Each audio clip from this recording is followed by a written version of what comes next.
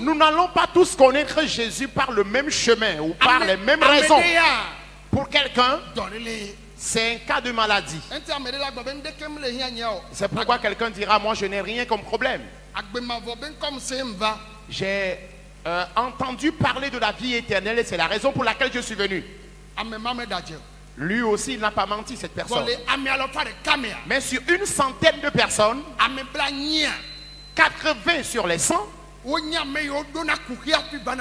sont ceux-là qui traînent des difficultés, des problèmes avant de venir à Dieu. Et ce que Dieu accomplira dans leur vie, c'est ce qui va les pousser à être accrochés à Jésus. Alors si quelqu'un vient te tromper et la personne te dit que nous n'avons pas reçu Jésus pour la guérison, nous n'avons pas reçu Jésus pour faire des enfants, d'accord, la personne n'a pas menti. Oui, que tu aies la solution à ton problème ou pas, la vie éternelle, elle est là. Mais la raison pour laquelle tu es venu à Jésus, c'est parce que tu es dépassé par un problème que tu es venu. Les gens attendent voir un changement dans ta vie. Ton fardeau te quittera. Je dis ce matin, ton fardeau te quittera. Ceux qui te connaissaient depuis ton enfance jusqu'à aujourd'hui, il y en a qui vont se convertir grâce à toi.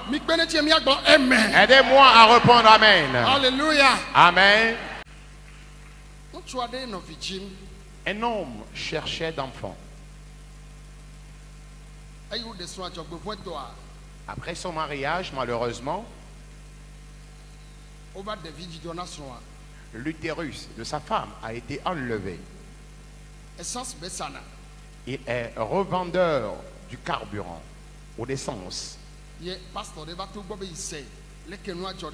Un pasteur était passé chez lui, il avait dit, oui, j'ai appris ce que ta femme a traversé. Le monsieur est dans les contrées de Wahala ici. Le monsieur entre-temps était venu rendre témoignage ici avec son fils. Alors que s'est-il passé? Le pasteur est passé chez lui. J'ai appris que ta femme a été opérée. Au monsieur de dire oui. Courage. Et au monsieur de dire, après l'opération aussi, l'utérus de ma femme a été amputé. Et il a dit, ah, ce qui veut dire que vous autres, vous n'aurez plus jamais d'enfants, ça. Au moins, s'il y avait l'utérus en place, on serait dans l'espoir, dans l'entente. Maintenant que l'utérus a été enlevé, ancien, diacre, c'est comme ça, tu vas vivre avec ta femme, sans enfants, jusqu'à la fin de tes jours. Le monsieur a donc appris le second et il est venu. Je l'avais reçu avec son épouse. Il m'a exactement raconté l'histoire. Je lui ai dit, c'est Dieu qui a créé l'utérus. Et lorsque l'utérus a été amputé, il possède encore de nouveaux utérus. Et il peut placer un nouvel utérus à ta femme. Et ce que l'homme de Dieu a dit, il n'a pas encore menti, ce pasteur. Il a parlé selon la science ou la sagesse humaine. Car là où il n'y a pas d'utérus, plus jamais un fœtus ne peut rester là. Mais moi je te dis que celui-là que nous suivons, son nom est miracle. Ta femme aura un nouvel utérus. Elle tombera enceinte et te fera des enfants. J'ai prié pour le couple. Et quelque temps plus tard, la femme est tombée enceinte. Alléluia. Amen. La femme est tombée enceinte. Ils sont allés à l'hôpital et ils ont constaté qu'il y avait un fœtus dans un nouvel utérus. Mais les médecins avaient enlevé l'utérus. Mais le ciel leur a donné un nouveau utérus. Le jour de la naissance de cet enfant, l'hôpital dans lequel l'enfant était né, ils n'ont pas de pensée de l'argent, ne serait-ce qu'un seul franc. Le monsieur a dit, c'est la lame de 25 francs qui a juste été demandée pour couper le cordon ombilical de l'enfant. C'est l'argent qu'il a utilisé.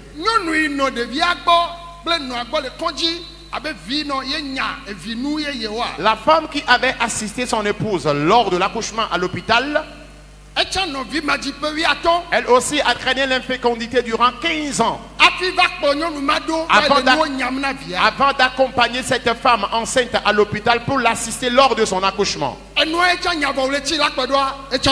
Après l'assistance de cette femme qui avait accouché à l'hôpital, cette dernière qui avait traîné aussi l'infécondité durant 15 ans est tombée enceinte. Elle autre, elle n'était pas chrétienne. Mais suite à cet événement, elle s'est convertie elle-même et son mari. Après leur départ de l'hôpital,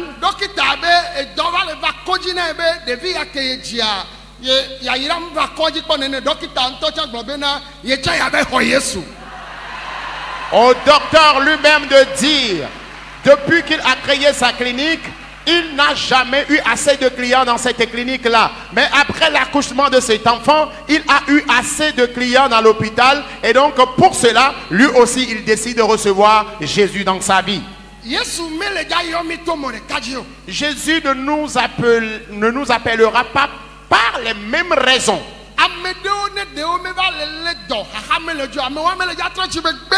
Il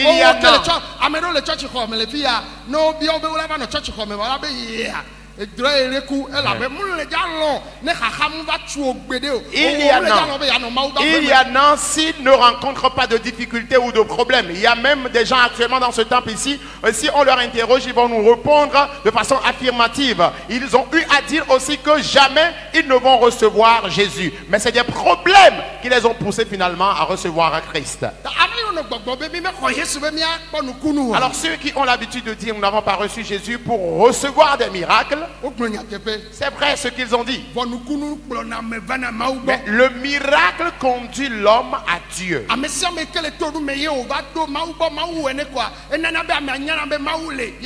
Quiconque traverse une difficulté et que la personne vient éprouver Dieu et que Dieu lui donne la solution, la personne reconnaît que Dieu existe et s'accroche désormais à Dieu.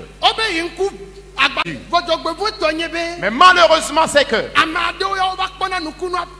il y en a qui viennent voir le miracle. Ils obtiennent aussi leur guérison. Ils obtiennent aussi le changement et la solution à leurs problèmes. Mais ils n'acceptent pas suivre Jésus. C'est triste. Est-ce que tu as fait d'efforts dans cette vie en vain? Tu es finalement venu à Jésus. Jésus n'a pas reçu d'argent, mais tu as obtenu solution à ton problème. Pourquoi ne vas-tu pas suivre Jésus? Pourquoi après ton départ de ce camp, tu t'en vas rester à la maison? Tu cherches le miracle, mais tu ne veux pas suivre Jésus. Vous tous qui êtes dans le camp, et vous tous qui me suivez, Dieu t'a fait quelque chose de bon, mais tu as refusé de suivre Jésus. Fais l'effort et suis Jésus de tout cœur. Réponds-moi Amen.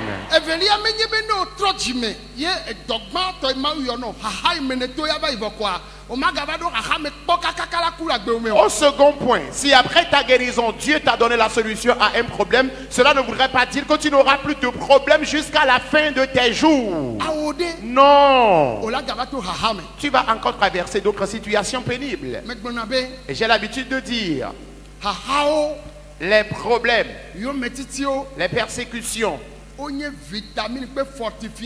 sont des vitamines, des éléments nutritifs et des fortifiants de la foi. Alors celui qui voudrait avoir une maturité spirituelle, c'est cette personne-là qui est prête à traverser les difficultés. Et par cela, tu vas jeûner. Cela va te pousser à prier.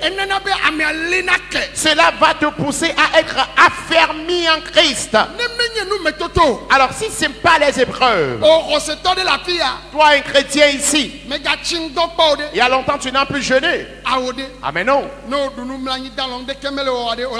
Quand tu manges, tu te couches, tu te réveilles peinard. Est-ce que tu vas jeûner? Ah mais non. J'ai l'habitude de dire, fais un cauchemar et dans le rêve vois juste un cercueil.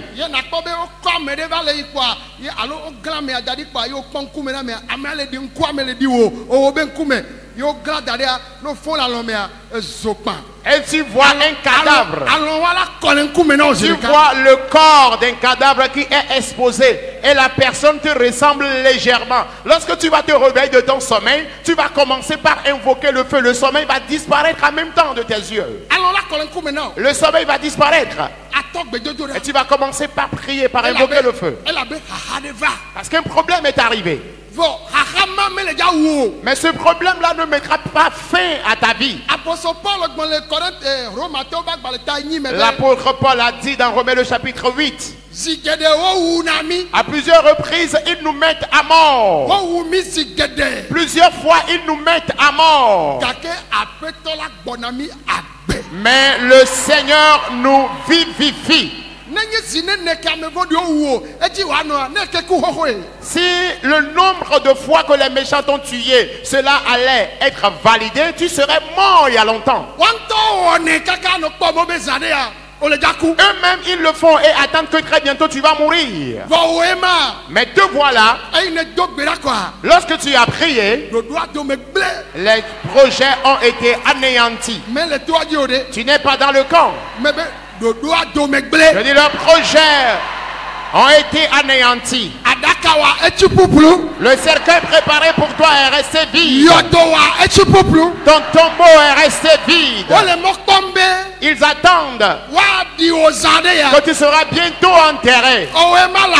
Mais te voilà encore vivant. Dans ton véhicule en passant. Te voilà vivant. Sur ta moto en passant. Te voilà vivant. Dans ton bureau. Leur attente n'est que vanité. Écoutez.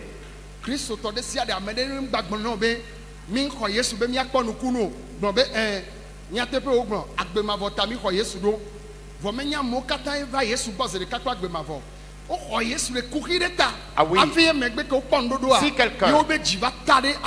Si quelqu'un te dit que nous n'avons pas reçu Jésus pour la guérison et autres dit oui, c'est vrai que c'est pour la vie éternelle que nous avons reçu Jésus. Mais il y en a qui ont reçu Jésus pour différents problèmes. Et ce n'est qu'après leur solution qu'ils se sont maintenant accrochés à Jésus.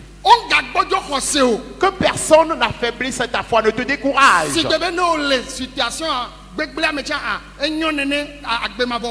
Ou on te convainc d'accepter ta situation mauvaise que tu vis, comme quoi tu auras plus tard la vie éternelle.